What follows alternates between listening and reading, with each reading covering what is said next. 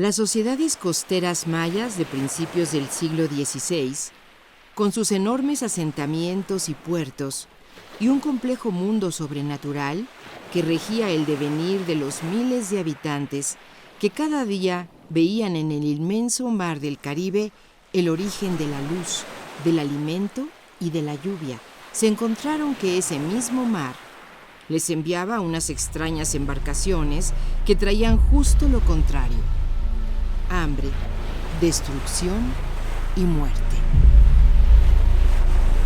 Al parecer, Tulum fue uno de los primeros poblados que los viajeros españoles avistaron cuando en 1517 arribaron al oriente de la península de Yucatán, capitaneados por Francisco Hernández de Córdoba, y por su tamaño lo compararon con Sevilla.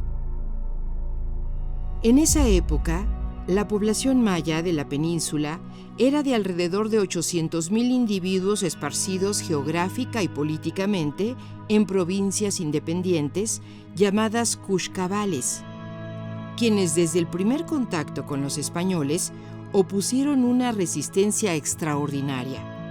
Aquella primera expedición de Hernández de Córdoba fue rechazada en Cabo Catoche y Champotón, y un año más tarde, Juan de Grijalva fue combatido en Campeche. En 1527, Francisco de Montejo, el Adelantado, inició el largo y azaroso proceso de conquista del oriente de la península de Yucatán, que duró casi 200 años debido a la tenaz resistencia de los mayas al sojuzgamiento, su incesante éxodo hacia recónditas selvas, la rebelión y las tácticas de guerrilla y asedio. Los sueños de El Adelantado pronto se estrellaron con la realidad. Su fundación de Salamanca de Xel-Há, ese mismo año, no resistió el asalto de los nativos. En 1532, los mayas se sublevaron en la recién fundada Villa Real de Chetumal y en 1567 arrasaron con Salamanca de Bacalar. En 1541, los españoles lograron establecerse en el noroeste de la península, pero las rebeliones de los mayas retardaron el control de la región hasta 1547 y mantuvieron una zona rebelde y de refugio en la selva del centro, el sur y, principalmente, el oriente de la península, en el actual territorio de Quintana Roo, conocido como La Montaña. Ante las invasiones de sus tierras, los múltiples abusos y el estado de esclavitud encubierta al que eran sometidos, entre el siglo XVI y el XVIII hubieron al menos 14 alzamientos mayas, algunos de ellos con la intención de borrar toda huella de la presencia española, como el de 1546 en Valladolid, o el de Jacinto Canec en 1761. Pese a la resistencia, la campaña de conquista de la costa oriental tuvo un impacto tan devastador que para 1579 su esplendor era solo un recuerdo, y sitios como Tulum se describían como ciudades en ruinas. Una buena parte de la población murió, principalmente a causa de enfermedades y hambrunas. Otra huyó hacia la selva, negándose a aceptar el dominio español. Y otra más fue enviada a Valladolid y a otras comunidades donde se ubicó a la mayor parte de los indígenas de la zona. La independencia de México no mejoró la situación de los mayas. Los criollos y mestizos concentrados en las ciudades y villas tomaron el control político de los pueblos y la organización comunitaria. La Montaña fue el escenario en el que se gestó la gran insurrección de 1847, la llamada Guerra de Castas, un cruento y prolongado conflicto que envolvió en llamas a prácticamente toda la península. Más que una lucha de etnias, este fue un enfrentamiento de dos modelos sociales y económicos que terminó dividiendo a los mayas entre ellos mismos. Los rebeldes llegaron a controlar casi 3/4 partes del territorio peninsular.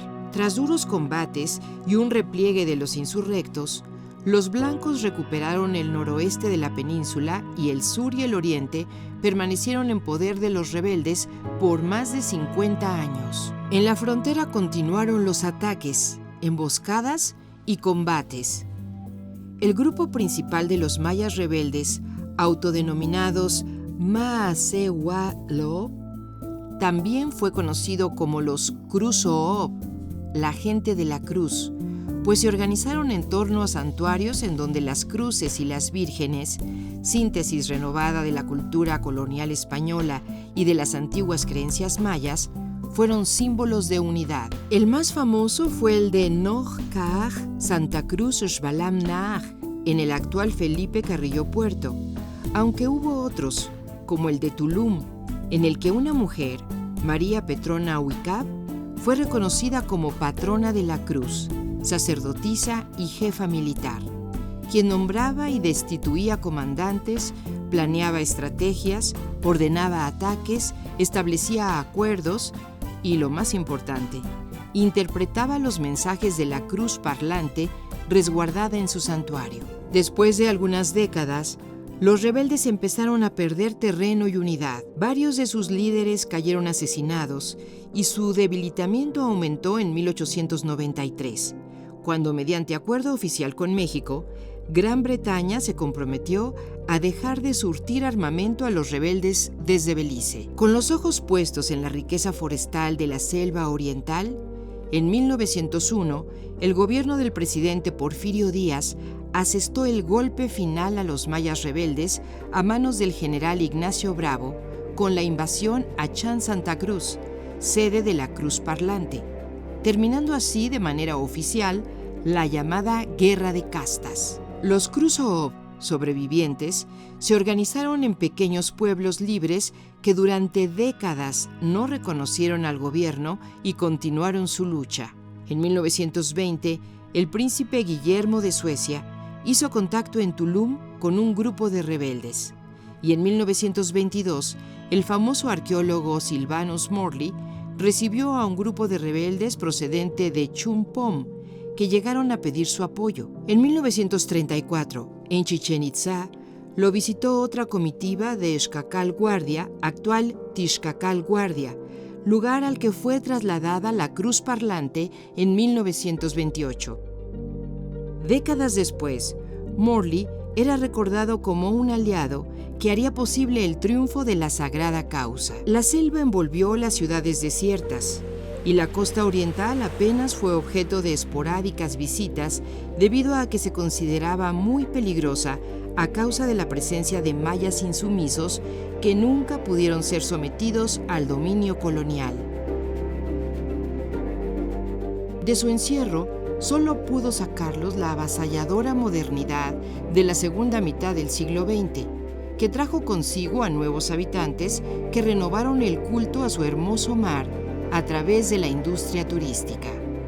El 3 de mayo de 2021, el gobierno de México pidió oficialmente perdón a los mayas por los agravios por la Guerra de Castas. En 2022, el gobierno de Quintana Roo instituyó la Medalla al Mérito María Petrona Huicab para reconocer las aportaciones de las mujeres indígenas. Hoy, muchas formas de organización de los Maasehualo se mantienen vivas, sobre todo en lo que fue sede de la Guerra de Castas, el oriente yucateco y el centro de Quintana Roo, donde se conservan las jerarquías militares, religiosas y el culto de las cruces. Ahí, la llama de la lucha sigue alumbrando la memoria de los mayas, quienes esperan pacientemente el inicio de su nueva era.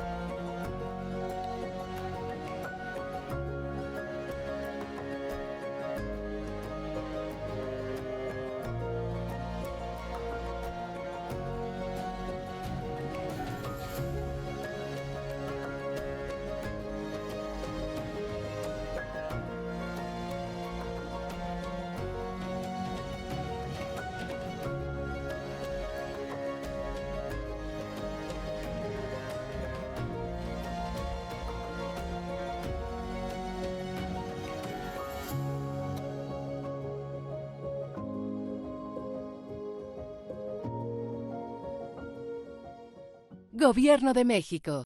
Segundo piso de la Cuarta Transformación.